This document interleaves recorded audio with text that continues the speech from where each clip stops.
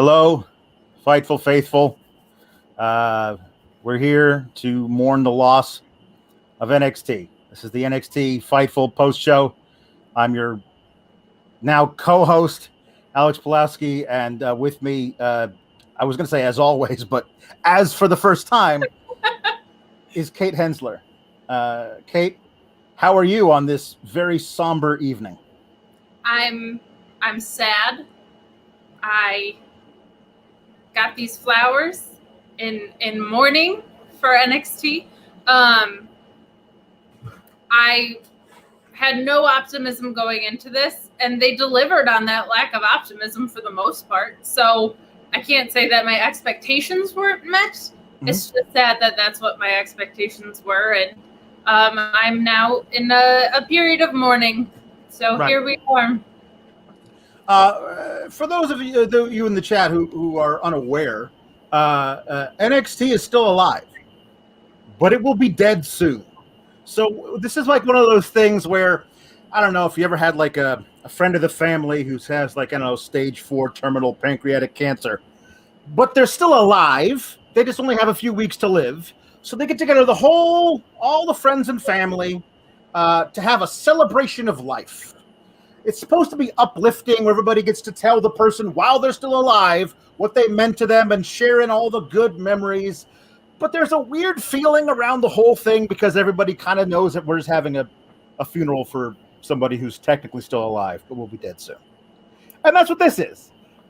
We have a few taped episodes.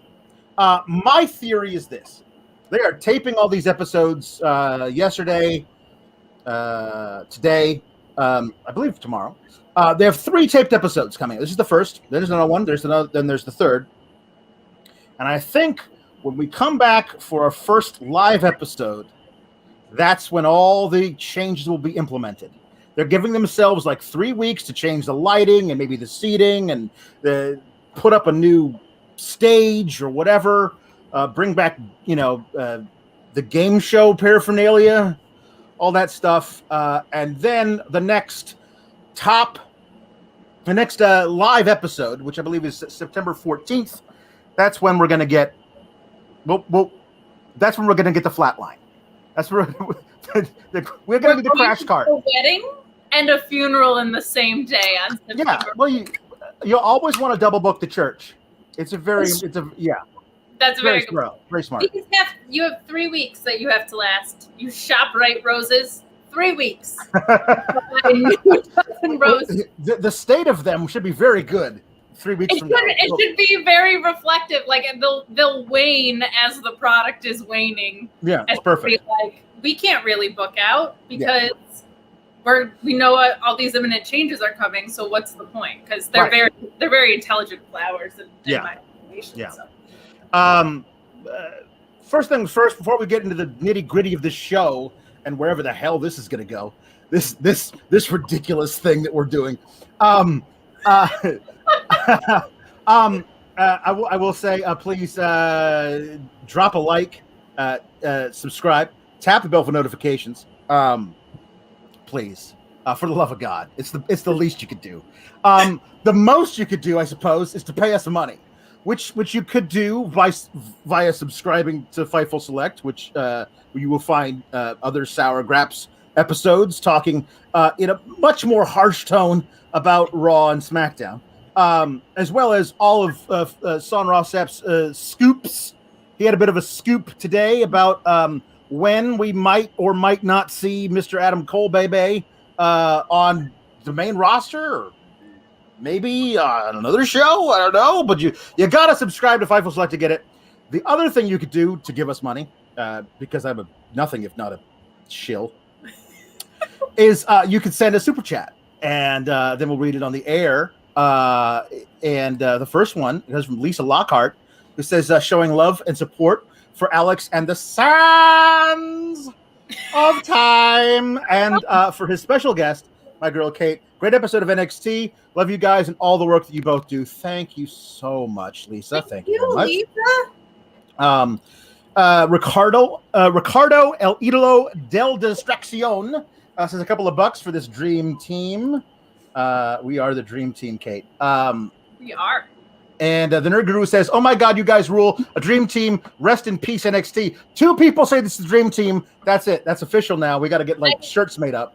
Like it so much more than I like a TikTok tag team with Alex Pawlowski. Asian Joe says NXT is in hospice. Thanks for the memories. Yeah, it's tough. Get the grandkids. We're piling in the van. We're gonna go see Grandma. For you. That Sarah McLachlan song should be playing in the background. It should. Rafael Garcia says the super chat is because you both showed up in funeral attire. Kudos. I want to say, don't lump me in with the great Kate Hensler. She went full costume. This is just the nicest item of clothing in black that I own. It is a polo shirt, a Reebok golf polo. It's breathable. It's moisture wicking, which I guess will come in handy if I cry so much during the funeral that my tears run down my face and onto my shirt. It'll wick the moisture. So a little controversy, Kate, with the taping of this episode. Apparently, the people were the people running the show were upset that people may have been on their phones tweeting out spoilers and removed people. There's a dog in the shot. That's awesome. There is. I'm sorry. No, it's good. It's good. It livens things up. He's very, very, very antsy about NXT. No, I would be too. Who wouldn't be? So what do you think? I mean, I seem to recall back in the days when they would tape like 4 episodes in a row on some random afternoon, I would be like get notifications on for a Mr. Jacob Cohen, who would be the guy sitting in like the 3rd row tweeting out all the spoilers because I couldn't wait to know what the angles were going forward. And I thought it was a cool thing. It made me really excited for knowing what was coming up on NXT. How do you feel about spoilers and whatnot? I think if you have a live show, or a tape show rather, you should expect that people are going to probably be on the internet about it before it airs. And here's the thing. This is like a grandiose comparison, right? But everybody knew CM Punk was coming back Friday. Yeah. They still were real excited about it. Those videos are up to 10 million views. So if you have a show that's exciting for people anyway, even if you find out the spoilers, put on something that they would want to tune in for. I feel like that might be the key. Yeah, I think so too. It's a weird deal. I know there was a controversy the last tapings where they rousted JJ Williams, who's like the #1 NXT super fan of all time, and said, "Get the hell out." And he's like, "Well, I'm never coming back."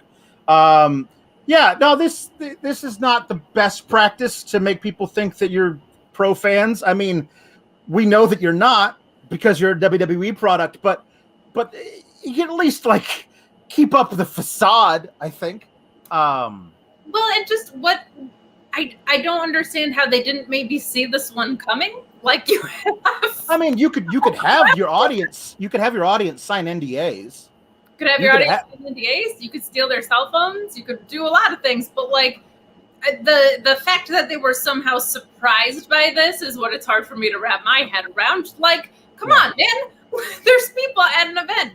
When have you been to a concert? No. Like to an obnoxious point, people are on their cell phones at live events. Like, how did you not think people were going to be doing this?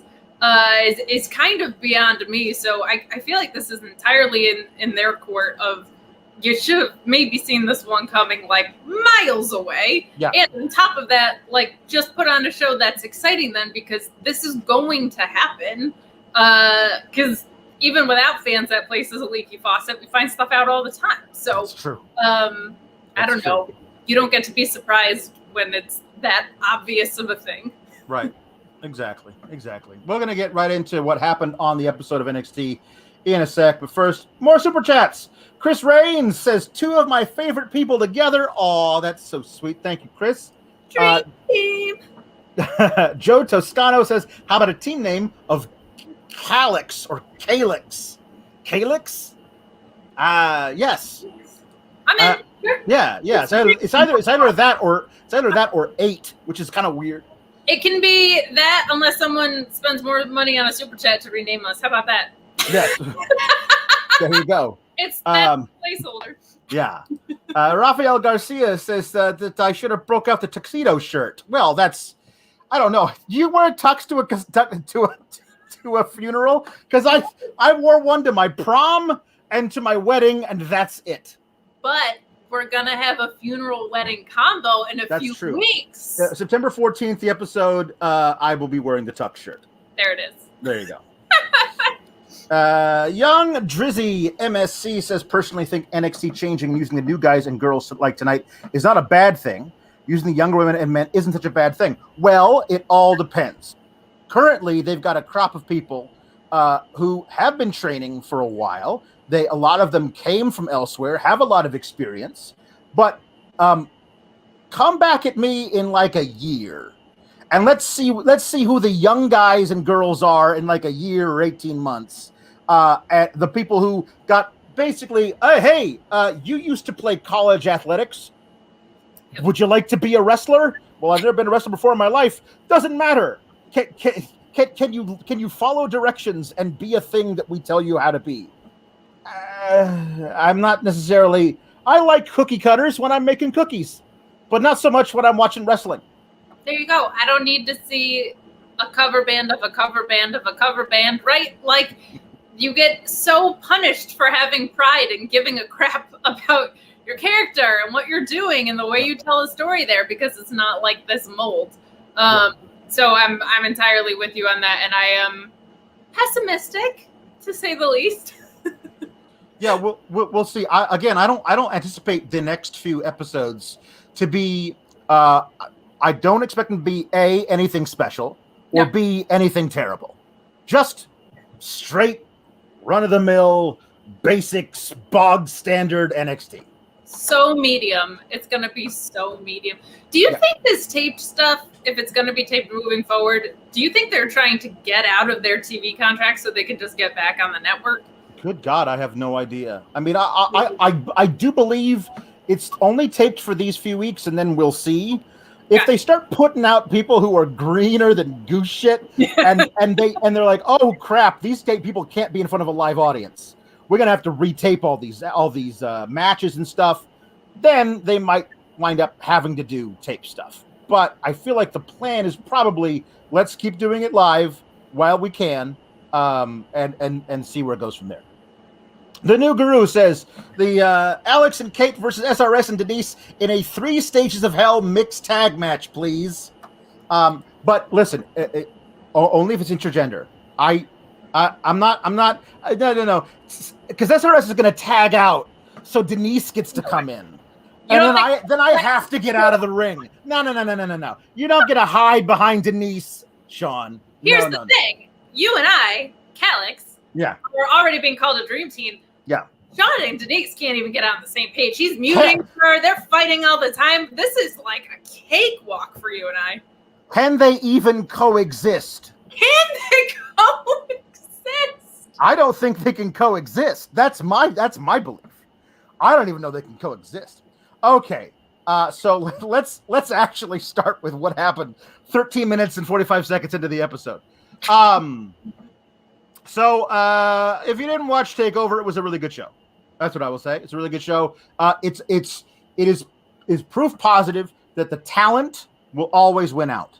Like, they know what the perception is of what's coming up, and they say to themselves, well, we're still gonna do our absolute level best to make sure that nobody thinks, oh, this was bad. Oh, I can see why they're changing things. No, they went out there and they killed it. I really enjoyed the shtick that was the $1 million belt match between La Knight, or as I called him, Larry Knight, because Larry Knight is a much more intimidating name than L.A. Knight, which sounds like a fake football team in a movie. The L.A. Knights are playing the San Diego Sharks. Like, no. Son plays for the LA Knights. Right, so he's out there in that weird jersey. Yeah, I couldn't agree with you more on TakeOver. It almost made me like sad because it felt like they gave it their all in a way that it made it seem like they were acting like they could still save this thing like in an 80s teen movie when they're like trying to save the teen center and they all come together. Like they came out there with such intensity, and I felt like we're on a way different level than the last takeover that we saw. But it was fantastic. Walter and Dragunov was match of the night for me, and just a work of art. I mean, just incredible. But all around, it was a really strong takeover, and it was both inspiring and a little sad to me because I was like, man, this is gonna go away. Like this. Yeah, yeah, it does. It does. I want to make sure I didn't forget this one. Russell Adams, who was our best friend from Belfast, who said Kate wanted my money. Oh, here it is. It's Russell from Belfast, by the way. Do you guys reckon WWE is in legitimate trouble? No. They've got all the money in the world, and they don't even have to try, and they get more money. So they'll be around forever. They are a slowly crumbling monolith. Eventually, it'll be dust, but long after all of us are too. Yeah, it depends on what you mean by trouble. I don't think they're in trouble of shutting down in any way. I think they are. I think 10 years from now, when people realize that Goldberg can't walk and they can't go back to the same wells they've been going back to, they're going to be in trouble then, because they don't make new stars anymore. And to Alex's point about TakeOver with the talent winning out, fortunately/unfortunately, I feel like that happens with a lot of the pay-per-views too on the main roster. Yep. Like they always go out and deliver, and sometimes their video packages are almost too good that it makes you not need to watch the weekly product. Oh yeah, no. If I wasn't being paid to actively hate Monday Night Raw and Friday Night SmackDown, then I wouldn't watch them, because I wouldn't have to, because all I would have to do is tune into the pre-show of whatever pay-per-view they're running, and they'll tell me all the stories, and I'll be like, okay, I'm all caught up now, thank you. And the great way is, if you watch those things, you're like, they cut out all the boring stuff. They don't show the really bad comedy bits. It's just like in 3 minutes, it tells you everything you need to know, and you're like, well, they spent like several hours over the past month building the story, and it can all be distilled down to 2.5 minutes. What does that tell you? Anyway, it tells you finally there's no 50-50 booking in video packages. Is what that tells you. That is what it tells you. Yes. Yeah. I like that. Yeah. Okay. So anyway, Cameron Grimes beat LA Knight with a hefty dose of help from Ted DiBiase on Sunday to become the $1 Million Champion. And tonight they had a little celebration, and it was just two guys hanging out in the ring. Nothing really happened. Nobody really said anything important. Hey, Ted, thanks for believing in me, because we're going to the moon. And then Ted DiBiase says, I always believed in you. We're going to the moon. Like, it was like Ted, you're not even trying, buddy. You got to try. Like, I love the laugh. The laugh still works. But everything, you got to try. Come on, Ted. Do it with me. To the moon. It's one of the most fun things to say in the world.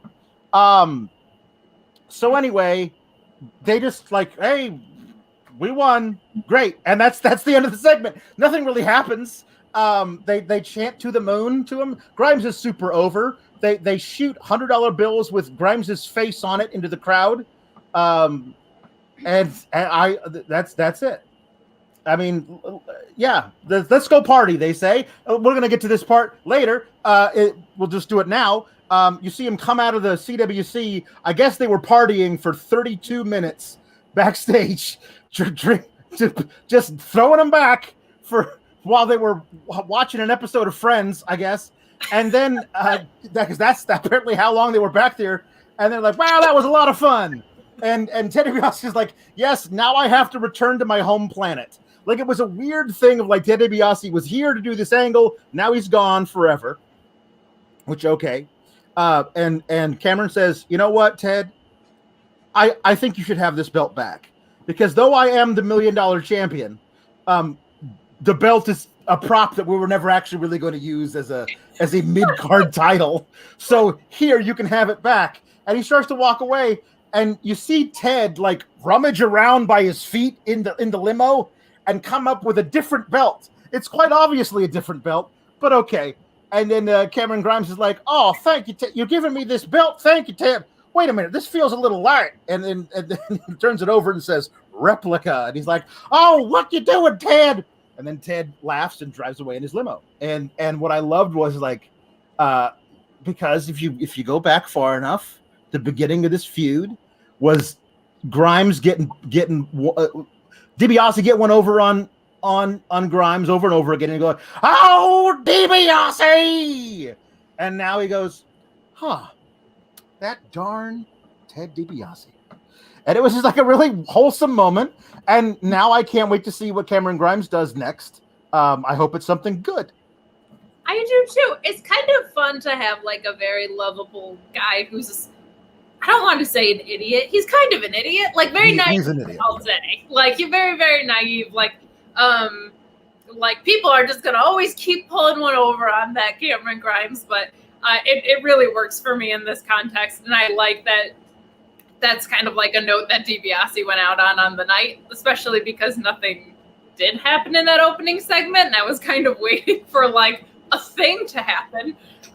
There were a couple of weird things in this episode where they got resolved later in the episode, like the championship setup, for example. So, this is so charming. Like I really love this with Cameron Grimes. He's so over with the crowd. It's so fun to see, and it's like counterintuitive to the NXT brand a little bit because he's such a character and so dopey. Like in the same way, like Danhausen's an anti-Ring of Honor guy, but it's fun to have him there. So I really like that because it adds a little bit of variety into what we've seen, right? We saw Walter and Dragunov tear it down, and then you also have like Cameron Grimes on the same show. So for me, that's just a really, really fun thing to have there. Yeah, it creates a lot of really fun possibilities for people you wouldn't think that would come across a Cameron Grimes character, and they'd have to work together or fight each other or whatever. And Cameron Grimes being what he is, how do these other people who are nothing like him react to him and stuff like that? There's a lot of potential there. Do I have high hopes that it will be used correctly? No, I do not. No. Lisa, Viking Raiders soon enough. Yeah. Lisa Lockhart says, "What about Team Kale? K for Kate and Ale for Alex? Just another idea. I don't know. I mean, kale is not my favorite leafy green, but for us, I think it's fine. But it's bitter. Like we got our Graps. It's true. Yeah, it is. Yeah. Kale for Alex. Yeah. Yes. It's Sean's ass either way, so it doesn't really matter. That's right. Ridge Holland still has the big black cock. Like that's the thing for Ridge Holland. I still don't understand what the truncheon is. He finally used it as a weapon today, which is good. But he always comes out with that thing pointed right at the camera. And I'm sorry, it always looks like a very large black dildo to me. That is what it looks like. Yes, it certainly is. He's the sentient side of beef. He continues to be a sentient side of beef. And he gets to come out with Pete Dunne, and he beats the hell out of Timothy Thatcher. Thatcher made it last longer than I thought they were going to do. He acquitted himself well, but in the end, Ridge Holland is Ascension side of beef who likes to throw people into the ropes. And it worked enough that he's able to hit this giant headbutt, and Northern Grit is the name of his finisher, which is just funny to me. But Ciampa goes to check on Thatcher, and so Ciampa brawls with Holland. And then Dunn makes the save, and Oney Lorcan and Danny Burch. Danny Burch is back from injury, so they're now for the first time ever a whole. They are a complete unit. When I was saying units and holes, and then he's got the big black dildo. Forget about it. But so I'm sorry, I used the wrong words. But so they're beating him up, and then Thatcher's able to fight him off for a second, and then he gets the truncheon to the throat, and that's what winds up knocking him out. I did appreciate one where it looked like like Holland was about to beat poor Tommy to death with the truncheon, and Pete Dunne's like, "No, let's not do that now," because I have a thing I got to do later. So could we wait off? Could we hold off on that? I appreciated Dunn being the voice of reason. Well, not voice. He wasn't really talking much in that section, but you know what I mean. What did you think about Tommy and Timmy?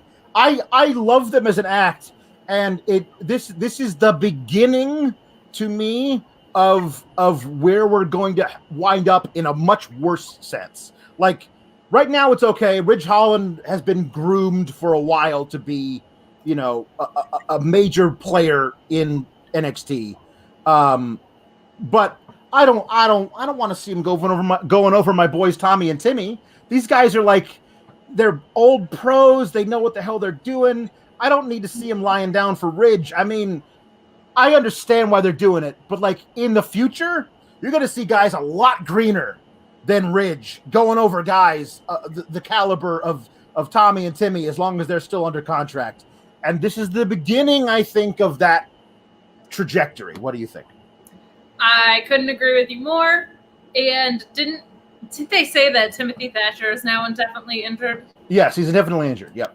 So, like, we're just never fully together over here. But I agree with you. I'm a little nervous based on what we know with everything that Vince has said about, I don't want to say the M word, but vanilla little people. Yes. It's exactly what you said, that we're going to get, like, former NFL players and college NFL players that couldn't make it to the NFL that are going to come in here and do this type of stuff, but not be good. Holland is great. I think he's wonderful. This was really hard hitting. I love matches where people are just laying their shit in, and that happens here over and over and over again, and especially like toward the beginning of an episode after a segment where Cameron Grimes was very over, but nothing happened. It was really nice to just be like, and now two people are going to go out there and try and kick each other's ass. Like, I really liked where this fell in the card as well, but there were a lot of times in this episode where I was like, this is fine, but the foreshadowing of what this is going to suck for the future. And that exact same thing ran through my head. Yeah, no, I feel like Thatcher really loves getting in the ring with guys like Ridge Holland, who are big enough and stupid enough to let Thatcher hit them as hard as he can. And like Thatcher's like, oh, really? I get to hit my European uppercut directly to your jaw? Oh, this is going to be great. I don't care if I lose. I just want to hit you really hard. And Rich is like, sure, mate, whatever you want. I'm like, oh, good. So you can see this Timothy Thatcher's just glee in his eyes. This is the beginning of something, but I gotta have faith that Ciampa knows what he's doing. So we'll see where this goes. There's a lot more of Ciampa to be talked about a little bit later. We'll talk very briefly about the Arash Markazi interviews at the same time. First, he talks to Carmelo Hayes. Carmelo Hayes, big twist, believes that he's going to win. And then later in the night, Arash Markazi talks to Odyssey Jones, who, get this, believes that he will be the winner of the Breakout tournament. I know. It's crazy. And literally nothing else is talked about. Like, it's like we get a basic sense of who these guys are, kind of. Like, Odyssey Jones used to play football. Really? Shocker. A giant black man used to play football? Like, at what level? High school, certainly. But, like, okay, fine, wonderful. And Carmelo Hayes, like he's like confident, bordering on arrogant, but in a good way. Good. Now we know everything we need to know about these guys. Later they'll fight. Like, these interviews, I feel like are as filler can be. Yeah, there were a couple of things that I had in my notes here about. I really liked Carmelo saying that he's the overdog. That was just like a fun little phrase for me, because I feel like there's so much fighting from behind and so much underdog stuff. He was like, no, I'm great. And I was like, that's kind of cool. Like, just come out and say you're great. Like, that's wonderful. If you're going to go out there and say you're going to win, it can't be this, because I'm going to give it my all every time. I really, really like that. Jones, I felt like, gave the most generic promo I've ever seen. And I tweeted that I felt like Vince had like a gun to his head and was like, say that you love it here. Say it. Like, it was so like, It was like Diet John Cena at John Cena's most boring. Like, it couldn't have been a bigger Cub Scout type thing. And, like, it felt like this very inauthentic thing of, like, put over NXT because everybody is mad at us. Right. Yeah. Well, here's the thing about Odyssey Jones. He's already picked up wins on main event. Like, he's going to the main roster real soon. They love him. Here's the thing about Odyssey Jones that I feel like Odyssey Jones' arrival on the main roster spells the absolute end of Keith Lee on the main roster being pushed at all. Because Keith Lee's a big dude, but he insists on still doing all of the super athletic stuff that make him stand out as a big man. Odyssey Jones is like, I'm 6'5" and 500 pounds. I will do whatever you want. I'll run through people. Like, and Vince gets to go, you're not going to do one of those flippy things over the top rope, are you? No, sir, I won't. Great, you're hired. Like, because that's the big man that Vince wants. He wants. You're not going to try and wrestle, are you? Because that would be terrible. Yeah. No, run directly through people, and I think Odyssey Jones is great at doing that. Mm-hmm. You know what I mean? But I listen. I wish this wasn't the case, but I feel like with Vince is like, well. Keith Lee's there and Odyssey Jones is there and but for like a different hairstyle, he sees two of the same people. Complete. Like it's the same size, the same skin color, because that's a character trait in Vince's mind. Sure. Black is like a character. That's part of what your character is, because that's how we can market you. And I feel like those two things can't exist at the same time on the same level in Vince's WWE. They cannot coexist. No. No. That's a really good point, Alex. I think you're right. And that makes me extremely sad because Keith Lee's great. And the reasons that he were out were heartbreaking. And they completely botched any momentum that they had with his return. Everybody wanted to cheer for this guy, but like, let's have him go lose.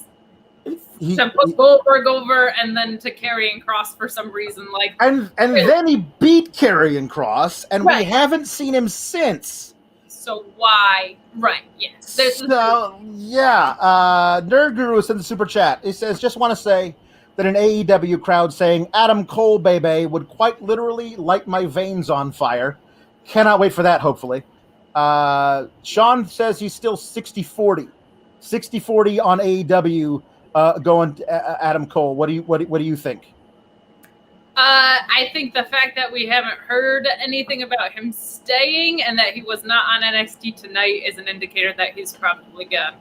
I think he's done with NXT no matter what. I think either he takes the money and goes to either Raw or SmackDown and he debuts there the next time we see him in WWE, or he jumps ship entirely. But they plan on offering him another contract, like another offer. Like, no, how about $1 million and how about $1.2 million? Like, what do you want? I hope he tells them all to go screw. Yeah, I feel like it depends on what he wants. If he wants an ass load of money, he's gonna get an ass load of money from WWE. If he wants to be creatively satisfied and make a decent amount of money and hang out with his girlfriend all the time, he can go to AEW and do that, because he's going to be the 24/7 champion on the main roster in like a hurry. So it just depends on what he wants to do. And quite frankly, I wouldn't blame him for either. Yeah, there you go. The mega trolling though is amazing, regardless of where he goes. This is wonderful. Yeah, it's so good. So we now have a TikTok tag team, because all that it takes for you to be a TikTok tag team is for you to post a video to TikTok, and then you're a TikTok tag team. So Casey Catanzaro and Caden Carter they don't just have the same initials. Casey. Now they're a TikTok tag team. So it's a lot of alliterations. Katie, TikTok tag team. So great, wonderful. And they're the TikTok tag team, and they're in action next. I'm like, Jesus. Oh my God. I mean, does anything scream like, we are hip? Look how hip we are. We're with it. We know what the teens like. TikTok tag team. I was just laughing about everything that Punk said about pro wrestling versus sports entertainment when I saw that. That's all that was, and that was just running through my head at that point, because to have an announcer say, we'll see if the fun that they had on TikTok translates to this match tonight. I was going to throw my remote control through my television in super sour fashion, because dear Lord, like, and of all the tag teams to saddle with a TikTok tag team gimmick, the one that has just been kind of personality-less and floating around anyway, here's now your thing. Like, it's almost like Reginald with the flip do bullshit now. Like, he's gonna be the parkour guy, right? So it made me want to vomit after having watched TakeOver. Like, watching Dakota and Raquel, like, Dakota's so smart. Like, Raquel's hanging over the ropes face first, and what does she do? She kicks her in the face, because this is what it's supposed to be. You're supposed to go do things that make sense, not be a TikTok tag team. As fun as alliteration is, this made me want to vomit. Before we see them in TikTok action, we see Mackenzie Mitchell talking with Indy and Dexter. And apparently they're in love. They're getting married. We saw them getting proposed to in Dexter getting proposed to. The wedding date has been announced for September 14th, which is the first live episode back. So no spoilers for that one. I wonder if we can't seem to find. Nobody knows where Johnny Gargano is, but the minister is short and has a lot of weird, like, obvious prosthetics on and a big fake mustache. I wonder if that's Johnny Gargano. That'll be a lot of fun. It will be fun. 97% of wrestling weddings are stupid and terrible, and I love every single one. The Chelsea Green one on Impact was, like, actually the most legitimate one, but they're always cheesy, they're always predictable and stupid, and I love them.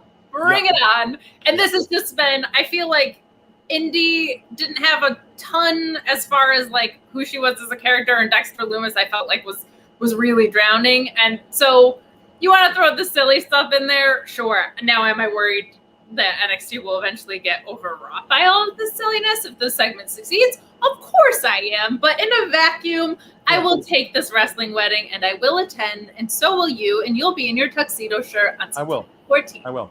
Yeah. The other thing about this is that it's good.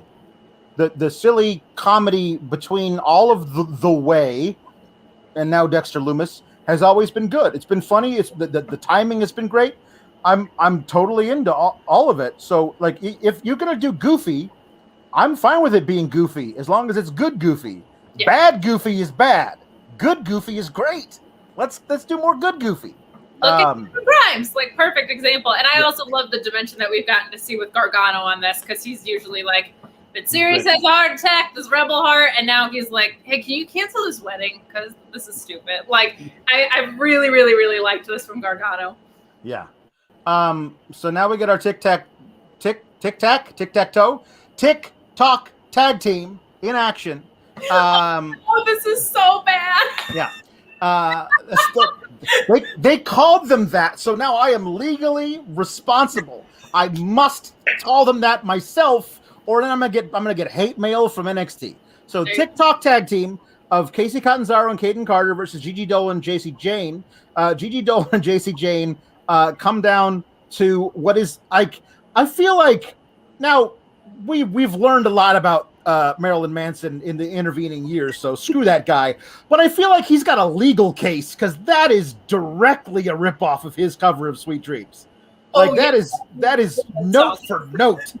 That is they just picked up that song and pushed play. Like, I don't know how that's legal. I like Dolan and Jane. They're a cool, like, duo. Like, they have an interesting look. Like, they immediately stand out. I did not understand the ending of this. Like, if you watch the ending, like, there's a big pump kick from JC Jane into Caden Carter, and Casey breaks it up, and Dolan just goes and hangs out on the apron. And then after all they did was break up the pin, that's all they did. And then Caden Carter, who just got a brogue kick in the mush, brings JC Jane over to the edge, to the corner, and they do their 450 splash combo neckbreaker thing off of no offense. Like, the last piece of offense that happened was JC Jane doing a brogue kick, basically, and then nothing happens to her, and she just has to sit there and wait to get hit by the finisher, and Gigi Dolan never gets in the ring to try and stop it. Like, it felt like somebody said, we're running long, go to the finish right now, and they just did, because it was really, really poorly executed. Well, when you are a TikTok tag team, you don't always have the time. No, you don't have time. To complete a match, which is why Gigi Dolan didn't break it up. So they had to make sure they fit in the 3-minute window or whatever the hell it is. Appreciate it. Yep. So that is, you just aren't hip yet to TikTok tag team wrestling, but you'll get there. Don't worry. I'm old. I don't do the TikToks. I'm not tag team. Remember Tout? Who could forget Tout? Here's the thing, because Punk brought up the ice cream bars, not just brought them up, but like went ahead and did it. Like went out and bought a whole bunch of ice cream bars with his own money for people. I hope that when Daniel Bryan cuts his first promo as Bryan Danielson in AEW, he brings up Tout. And I hope that he's completely bought it. He's bought the app and reignited it, and now it's a thing that AEW fans can talk to each other. Because he used to mercilessly bag on Tout when he was the co-host of Talking Smack, and it was the funniest thing in the world. I would love if he revived Tout, and then there was a Tout tag team division that ruled, and they didn't even do anything. They didn't even say anything about it being a Tout tag team. No. That's just what it was, and it was organic and great. Yeah. I'm all for that. And they could call them Tout Bouts. Tout Bouts! You're brilliant. Yeah, it's good. Yep. Dream Team, you and I. So they interview Raquel Gonzalez. Oh, by the way, the TikTok tag team was a TikTok tag team title shot against Zoe and Io, which would be Zoe and Io's first, but I think they won the belts in 2018. It's been a long time since Zoe and Io won those belts, and they still haven't had a team title defense. I'm so relieved that the fun that they had on TikTok translated here. That's what was on my mind the entire time. Is the fun that they had going to translate into this title picture? So I agreed. So they interview Raquel Gonzalez, and she talks about Dakota Kai. If I know Dakota, this isn't over. Well, I mean, she's losing all of her matches on main event, so maybe they're going to just keep her in NXT, which fine, I guess. KayLee Ray's there, and I've been waiting for her to come here, and now she's here. And Frankie Monet interrupts, and she says, I'm going to be the one to take your title. And then she walks away, and Gonzalez glares after her. There are no shortage of potential challengers for Raquel Gonzalez, and I'm here for any of them. Yeah, I saw this segment and was like, they taped 3 weeks ahead. Because everybody's just kind of throwing their hat in the ring, and we're going to get no clarity about it until maybe the third taping or when they go live. Yep. KayLee Ray has her first match under the stateside umbrella. And she wrestles a cockatoo. I'm not, I know she's from Brazil and they're doing the whole carnival thing, but did you ever see the Jean-Claude Van Damme movie, The Quest? Yes. It's an underground fighting tournament, and everyone is from a specific country, and so they're all horrible, obvious stereotypes of that country. The Japanese guy's a sumo wrestler. The guy from Africa, not a country in Africa, the continent of Africa. All of Africa. He wrestles like a spider monkey. It's not great. The Spanish guy, the Spaniard, is a flamenco dancer, and the Scottish guy wears a kilt. and they're all just like, this is you are from a country, and that is your entire persona. That's what it felt like they did with Brazilian Veronica Ferraz. Like, I am from Brazil. Brazil has Carnival. Look at my headgear. And also look at my shoulder pads. I will take off the headgear to wrestle, but I'm going to leave the shoulder feathers. And I thought, that's a bad thing. Those are definitely getting ripped out during the match, and they did. I mean, that's a lot of plumage to waste in a 3-minute match. I didn't realize how much the entire main roster was based on that movie until you just They are a sword away from being basically the same thing. Yeah. I mean, I'll give her this. It caught my attention. Does not seem like practical ring gear when you are no. You had birds. You had birds on shoulders. Yeah. Yes. Agreed. Anyway, KayLee Ray wins. Obviously, she hits her gory bomb to win, and then she stands tall, and good for her. We see there was a little video package that showed like her dominance as women's champion of NXT UK. She lost that title to Meiko Satomura in June, I believe. So she's here full time now. This is the kind of a pipeline that they've created. Like, you get to be champion in NXT UK, then you come to NXT, and eventually we'll see her in the main roster, because they did the same thing with Rhea Ripley and Toni Storm. And Toni Storm is on the main roster faster than I thought she was going to be, but she is. I mean, theoretically, she had a match on the main roster a month ago. We haven't seen her since. Nobody's spoken her name since. Theoretically, she's on the main roster. She may have been sucked into a black hole for all I know. Who knows? I have a concern with this, knowing the direction that NXT seems to be headed. She's great. KayLee's great. As in, Raquel's fantastic. And Nia sucks. Yeah. And she's super protected up there. Yeah. I'm very, very concerned what's going to happen if they get called up to the main roster as these, like, everything that they wanted Nia to be, and she just is not.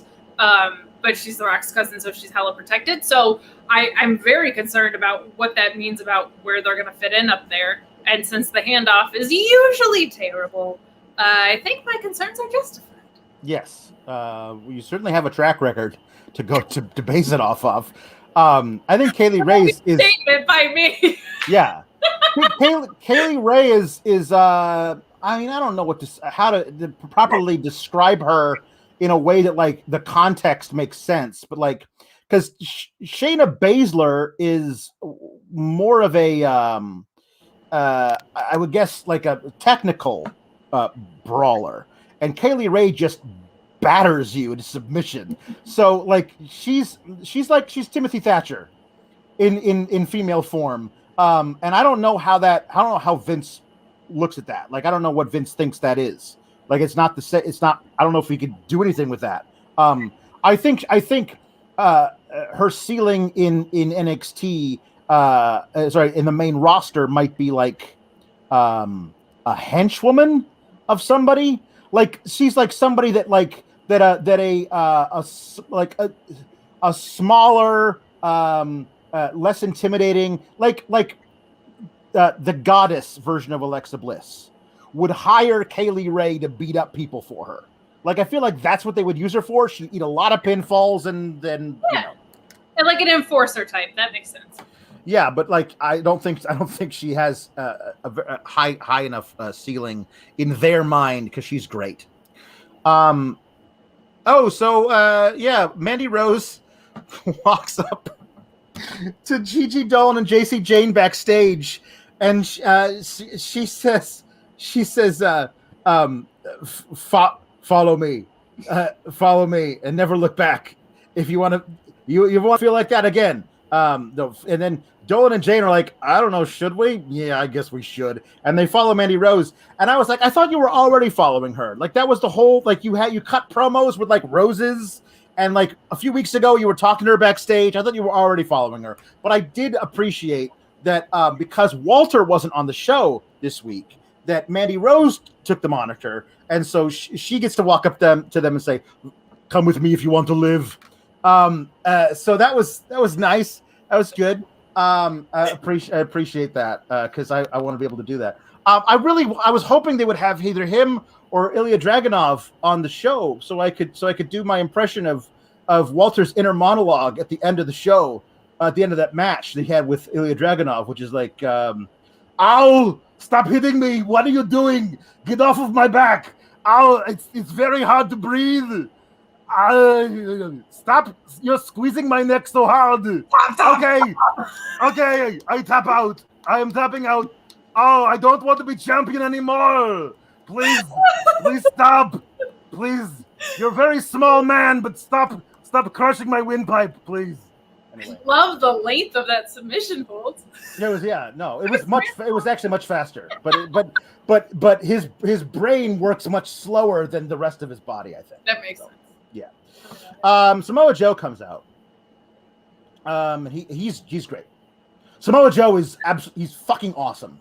He's everything that they need. This position on the card being taken up by a guy like Samoa Joe who has gravitas, and he comes out and he's when he speaks, you listen. Like it's great. Like, and you get the feeling like, I don't care who or how many of you come out of that locker room, let's fight. And I'm like, yes, I like immediately. I was a list of 10 guys I want to see fight Samoa Joe for that title. That's great. And you can have him come out and cut this same promo. It'll feel different every week, and there'll be somebody else for him to fight every week if you want.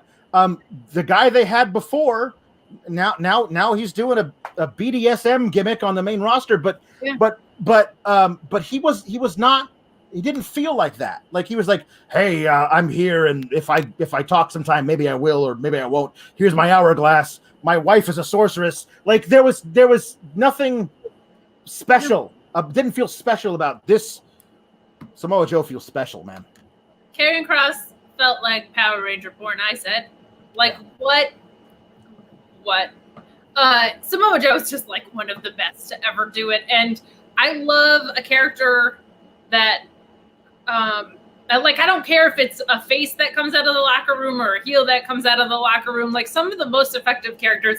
This is why I'm an Eddie Kingston mark on Wednesday nights. Like, I just want to see you kick someone's ass, and I want you to tell me that you want to kick their ass.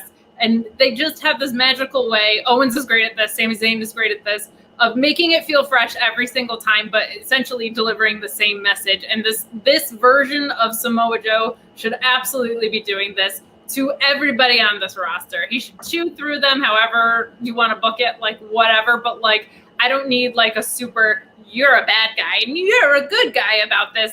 Everybody who's back there should be lining up to get their ass kicked by this version of Samoa Joe. I absolutely, absolutely love it. And he just makes everything feel so important, so fast. Like, that's one of the most magical things that you can do in wrestling. And you wouldn't even know that he completely regrets re-signing at NXT. It's pretty impressive.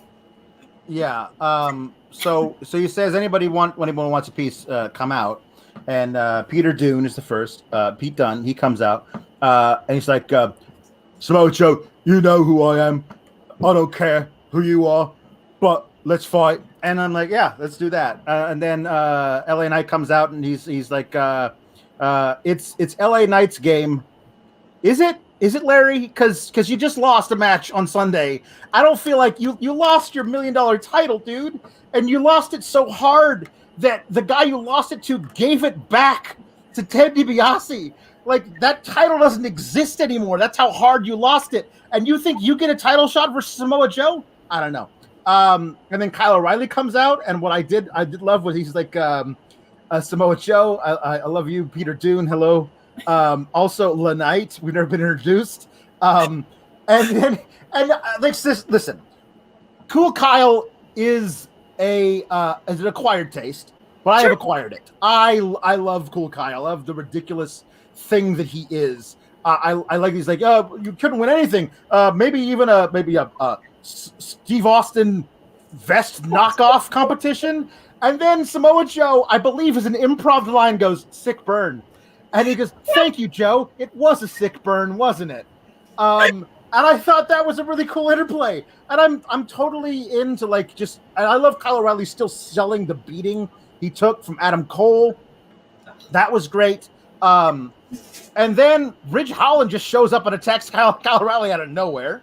And then there's a huge brawl because Tommaso Ciampa comes down to get him a piece of Ridge Holland. And LA Knight and Joe get into it. And it winds up with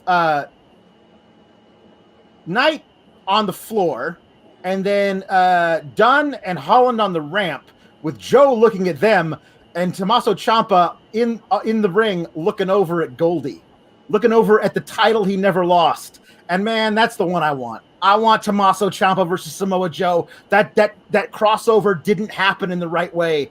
And like there's a really cool cross section of NXT that like there's a Samoa Joe era and the Tommaso Ciampa era, and they didn't cross over, and now they have the opportunity to cross over. Just give me one match between the two of them for that title, man. I need that. I agree with you. That doesn't even have to be a super long program. You could just light fire under it, and I would watch it right now. I am with you in that I don't at all understand what LA Knight was doing here. Like, it made absolutely no sense. And then it had no implications either. So I just didn't get, like, why. And I actually really like LA Knight. But to your point, like, he lost the title so hard, it disappeared from Earth. Like, it's not here anymore. So I just didn't understand what the point of having him out here was. And the other thing was, well, we got that like very satisfactory moment of Ciampa and Samoa Joe, and I hope that's where it was going from here. I was also like, what a like another segment, just like the women's segment, just kind of like the Cameron Grimes segment, where I'm like, but nothing has been resolved here. There's no clarity. There's no ambiguity all over the place. And I get it because we're taped 3 weeks, so they're going to slow burn all of this. But I was like, how many times do we have to revisit a segment to get the payoff for the segment that we're in? Like, it's only a 2-hour show. That happened a lot tonight, and I didn't love that about it. But I really like this segment. I just don't have any idea why LA Knight was a part of it. No, me neither. I think that, you know, like they wanted to resolve the Cameron Grimes DiBiase storyline on a happy note, so they did that. And in order to do that, LA Knight had to lose that belt. And they say they protected him because they had basically Ted DiBiase cheat on behalf of Cameron Grimes to cost LA Knight the title. So now he's protected. So he didn't really lose. Ted DiBiase stole the match from him, and that's he lost. He lost it so hard, to use a phrase from Loki. He lost it so hard they had to prune the belt from the timeline. Like it's gone forever.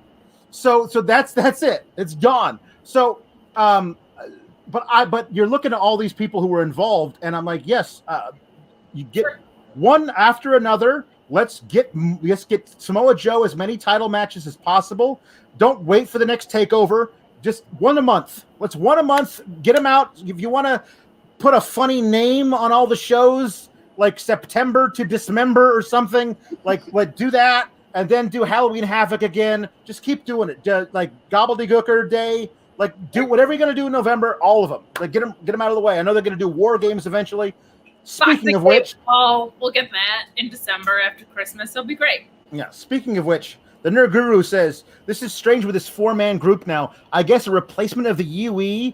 Then I remembered War Games might be on the horizon, maybe. They cut a promo backstage where they were like, Danny Burch has been out for 5 months, and he talks, and Oni Lorcan is there. It's like, we never lost the tag team titles, so we're the like actual tag team champions. So we're gonna come for MSK.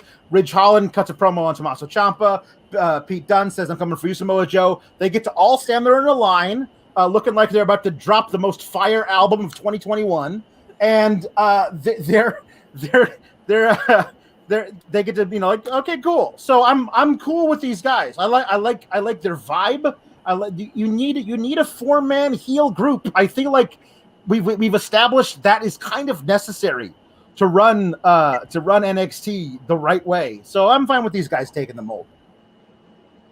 I'm with you on that. That makes total sense to me. It's a little bit weird of one, but I like it when things happen that way instead of like, hey, you guys all have the same nationality or whatever the hell. Like, I'd much rather it be something that kind of, I love like misfits that end up fitting together type stables. I think that's really fun. So I looked at these four guys and I was like, British boy bands have gotten really intimidating lately.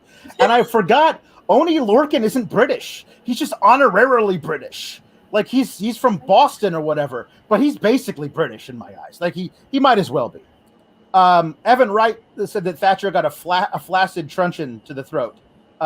It's true. Yeah, you don't want the if your truncheon is flaccid, then probably try Blue Chew, I guess is what I would say. Yeah. Okay. All right. I think. Hold on a second here. I believe I may have lost a few of these super chats here in the way, but Marco Dominguez says, "Love the sweet and sour Graps." Thank you, Marco. Thank you. Rafael Garcia that thought Valentina's character was based on a character from the movie Drumline. That is a good line, Rafael. I like that one. My mate Steven at Oakland Rovers brought back the CM Punk ice creams. Punk acknowledged it on Twitter previously. Thanks for the shout out. Yes, absolutely. No, it's kind of awesome. The ice cream thing was such a cool touch. Oh my gosh. The gear is Brazilian culture inspired. The feathers are melded on the gear, so she can't take them off. Well, they're not melded that hard because a bunch of them were littering the ring by the end of the match. So they should probably be melded more. Remember those bad KFC commercials that they were doing with like Dolph Ziggler as Colonel? Yes. That's what this felt like. Yes. Lou Albano and Coco Beware had birds on his shoulder. I don't believe he wrestled with the parrot on his shoulder, though. No, guys, I have such an emotional attachment to Frankie the Macaw and Coco Beware because I did a deep dive and I found out he died in a house fire. And I got very emotional about it. Yeah, and then I found out there's this virtual guest book where you can sign a thing for Coco. It was a lot of feeling. Yeah. Joe Toscano says the Loki references deserves money. Go Team Calix. Calix. Go Cal. Or Calix. I don't know.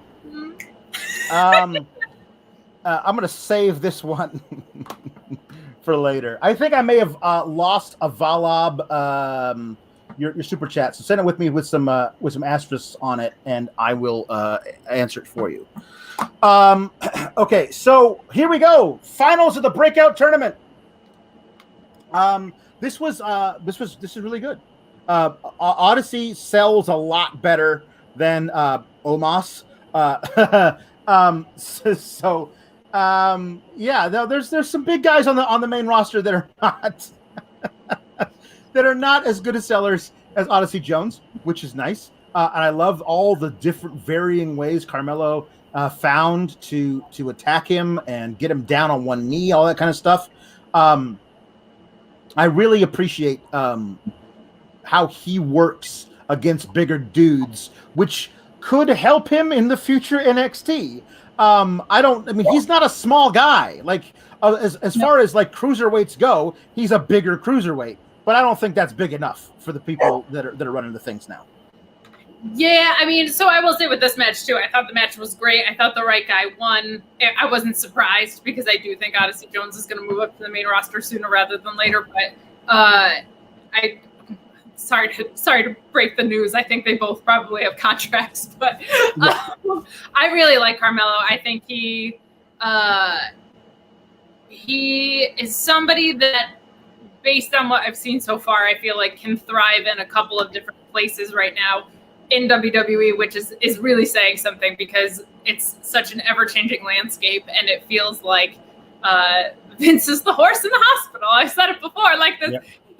He's so volatile with what these products are, and I feel like I could see him succeeding in multiple environments. So I'm really hopeful for him with the type of star that he could be. And to your point, he worked really well with a really, really, really, really big dude here, which is not always the easiest thing to do. So it feels good that he can pick on someone his own size appropriately. We've seen really great work with him in that scenario as well. But he, I think, found really creative ways to work with Odyssey here.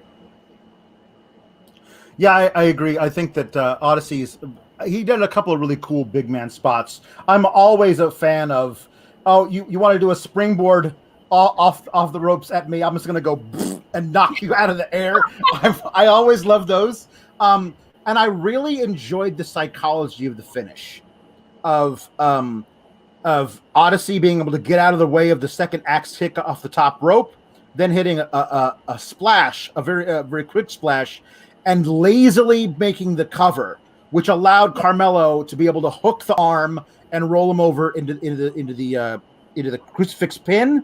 And Odyssey was just like, he couldn't believe that he had lost in that flashway. I love a really good, technically sound, psychologically sound roll-up ending to a match.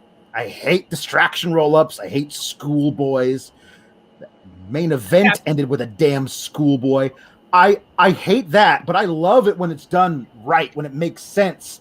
The other thing I loved, and it felt real, was Carmelo immediately looking for Odyssey Jones to give him a handshake.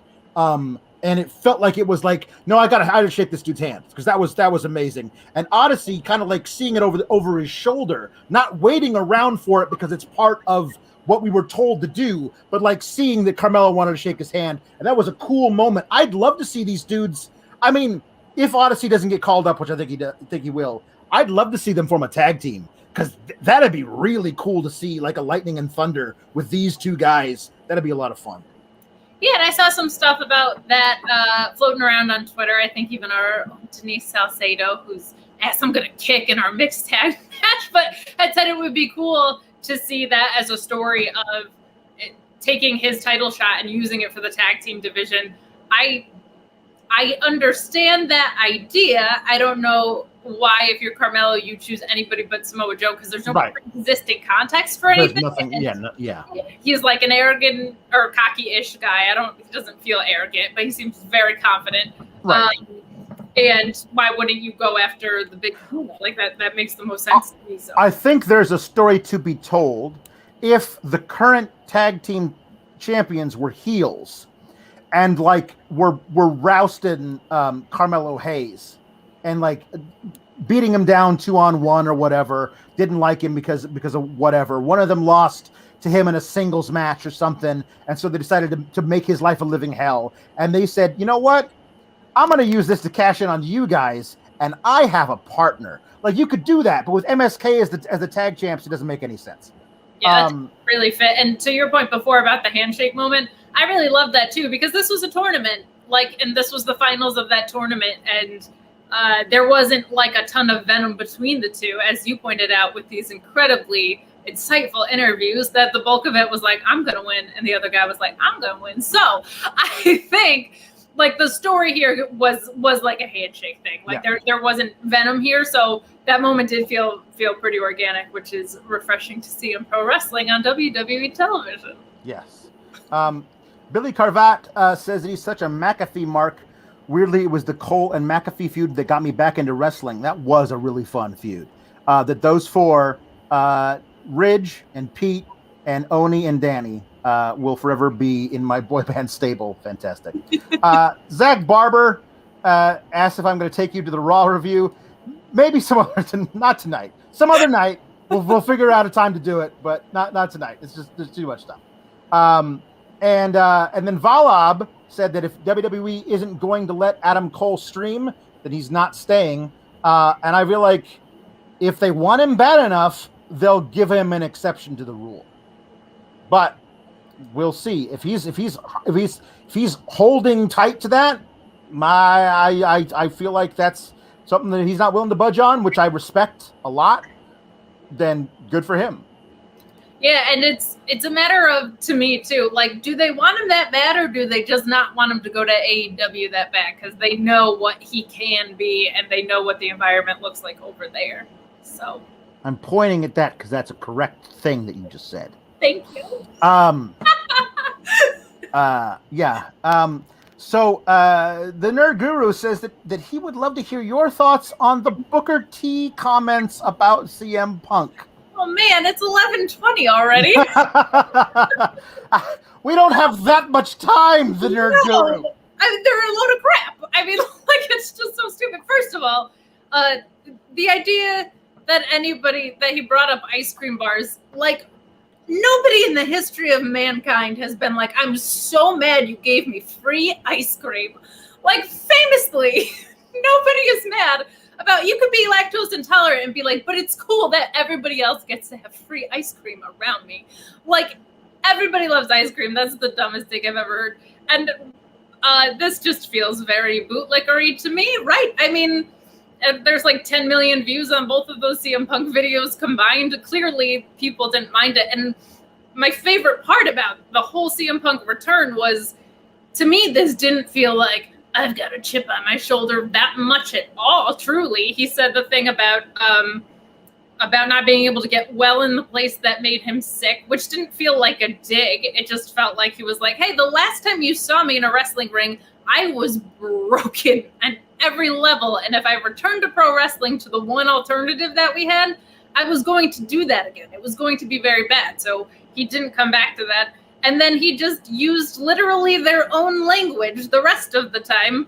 So if they have a problem with that, they should call themselves wrestling again. But you're literally not allowed to say it. So I thought it was more of anything an homage to Ring of Honor. I felt like it was way more of a statement of why he's back in AEW and why that makes sense as a home for him than I felt like he was taking shots at WWE. I feel like he took more shots at WWE when he worked there. So I felt very differently about the promo from an authentic emotional appeal standpoint. I did not feel like this was like taking shots. And also, everybody fucking loves ice cream. Nobody's mad about that. He didn't say, I'm giving you these ice cream bars because WWE wouldn't let me do it. He said, hey, I've been working on this for 2 years with a local ice cream shop in Chicago, and I wrote the check, bitches.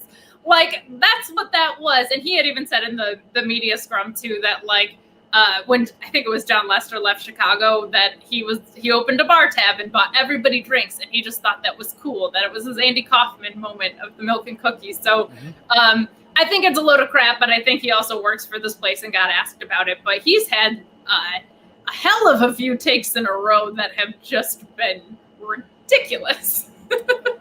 Not good. Yeah, you said it all. I don't have to say anymore. that's all we need to know. JJ Lee says that AEW should run an NXT breakout tournament to solve their black wrestlers' troubles. LOL. I mean, yes, I would say that they have now. Perhaps. Yeah, I agreed. Yeah. So quickly, because this was also the match was quickly. Xia Li, I think, is in line to get called up to the main roster because she's been doing dark matches. But without Xia Li, I don't think Tian Sha works because like the whole thing was like they were trying to like make Xia Li into something, and Boa was like there too, and we haven't actually seen the 500-year-old dragon lady in the ring yet. She's just vaping in people's faces. Like it doesn't really happen with Boa, as evidenced by this. He's facing somebody named Zion Quinn, which does feel like I don't know, like a knockoff sci-fi novel. Like it's like the Adventures of Zion Quinn in the Andromeda Galaxy. But yeah. Hear like Mortal Kombat narration. Yeah, this didn't work. Like this is weird, and where it was toward the end of the show was very weird. It didn't fit at all. But I had the same reaction to that name too. I was just like, fight! Like I could hear it in my head after, but. This doesn't work, and it just it feels like this segment of anything made me be like, they don't know what they're doing, because this felt like they didn't know what they were doing. Everything else seemed like, all right, we're going to get clarity after the tapings on some of these title pictures and whatever. This, I felt like you don't know what the plan for anybody involved is in this at all. No. Yeah, no, it's not. No, Boa looks at the 500-year-old dragon lady, who's wearing bugles on the end of her fingers. Like they're black, but they're definitely bugles. Yeah. That's how I eat my bugles too. So she and I are hashtag kindred spirits. And there's nothing I like better than eating corn chips off the end of my fingers. It is magic. But she does this to him, and Boa's like, absolutely, I read you loud and clear, boss. Let me turn around and get hit by one move and lose. All right, this is a thing you did. This is a thing that happened. I don't know what we're doing with this. All right, fine.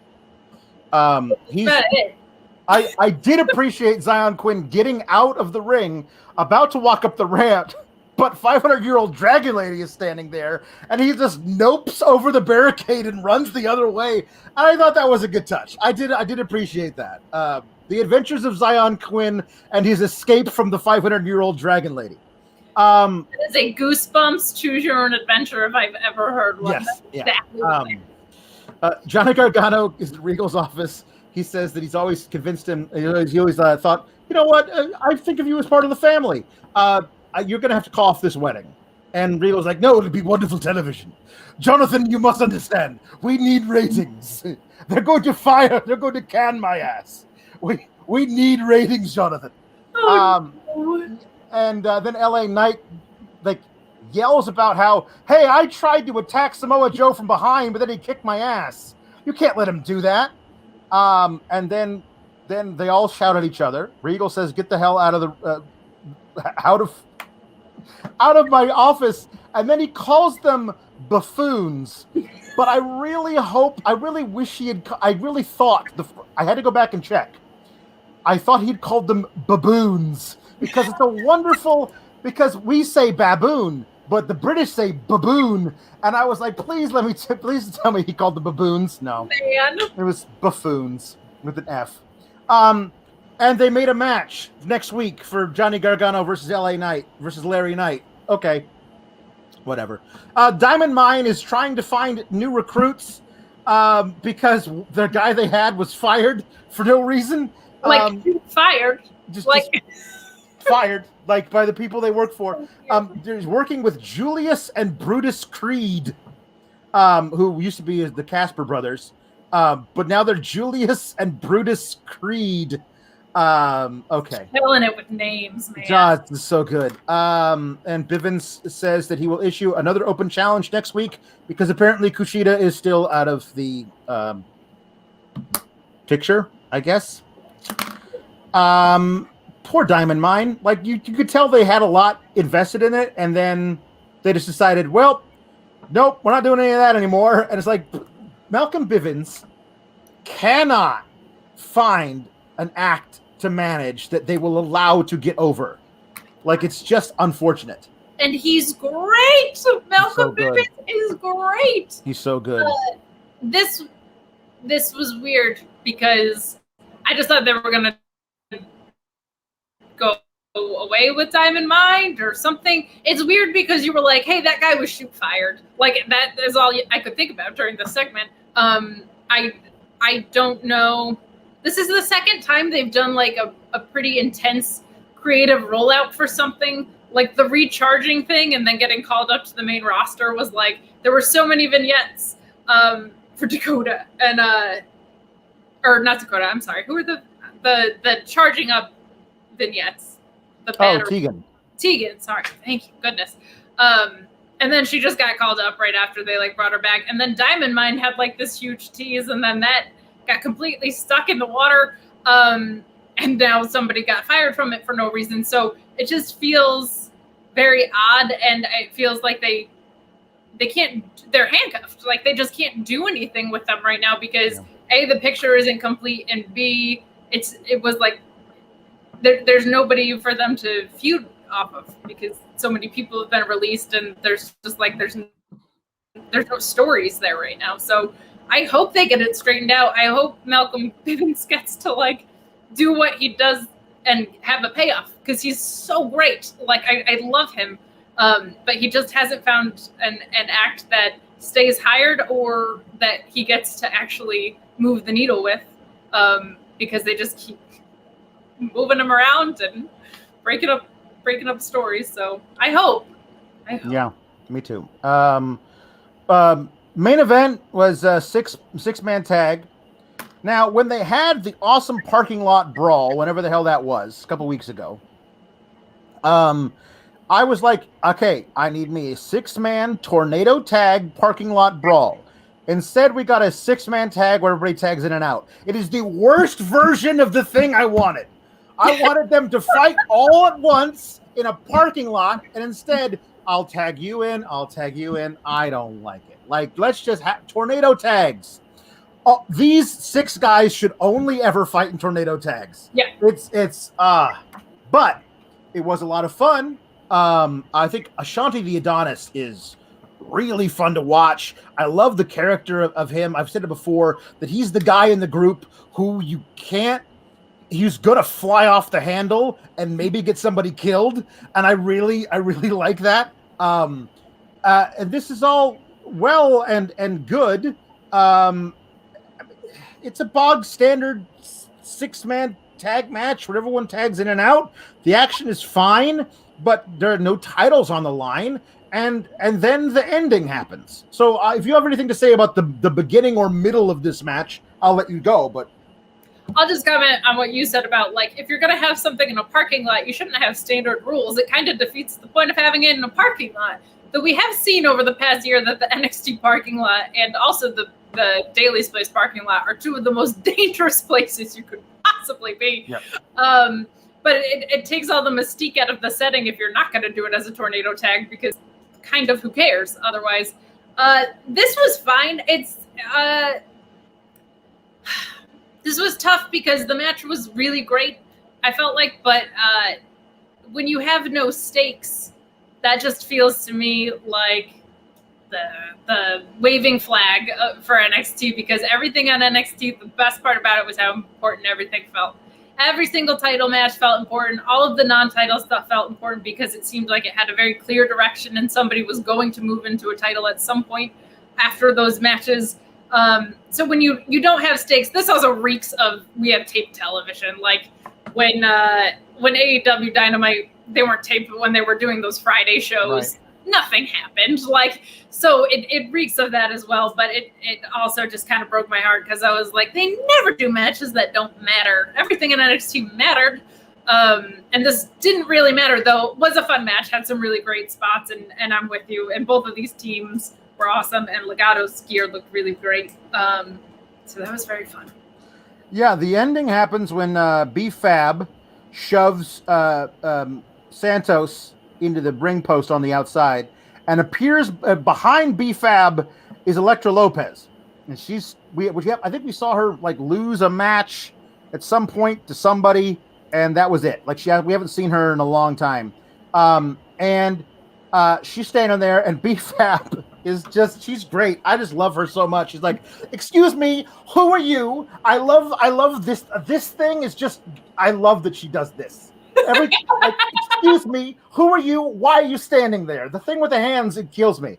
And she pulls from behind her back, Elektra Lopez does, a lead pipe and hits B-Fab in the midsection with it, which distracts Swerve enough to get Schoolboy rolled up. After all of that, a great match. We've established now that Legado Del Fantasma has recruited an answer to B-Fab. So now it's 3 guys and a girl on each side. Everything's even.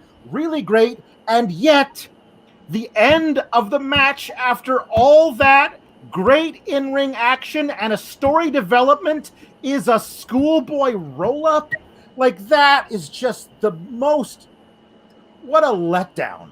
And it's a choice. It's a choice. It's not, hey, the story of the match dictates that we're going to have it be real close and one guy's winning by a crucifix, a crucifix pin. No. Like, well, what are we going to do for the end finish? I don't know. Want to Schoolboy him? Fine. Like, it's the laziest version of wrestling, and I hate that a choice of the pinfall can make me rethink whether or not I liked a match. But it honestly does. I leave the match going, well, that's how you end it, and I don't like that about it. Yeah. But I can't stray from it. Like, I'm watching a great match, and then the finish is stupid. I'm like, well, now why did I watch the match? Well, because it goes back to, I think, the combination of that and having no stakes is really detrimental because you don't know why it's happening in the first place. And then when it ends that way, you don't know why we told the story that we just told that got imagined out of thin air anyway.